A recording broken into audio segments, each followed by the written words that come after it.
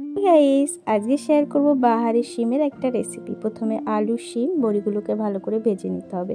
এরপর কড়াইতে তেল দিয়ে পাঁচফোড়ন দিয়ে সর্ষে এবং কাঁচা লঙ্কার পেস্টটা দিয়ে ওটার মধ্যে ভেজে রাখা শিম এবং আলুগুলোকে দিয়ে দিতে হবে। এর মধ্যে লবণ, হলুদ, তারপরে চিনি, তেল অ্যাড করতে হবে। চিনিটা যদিও অপশনাল, স্বাদ এবং কালার হবার জন্য, তোমরা চাইলে নাও দিতে পারো।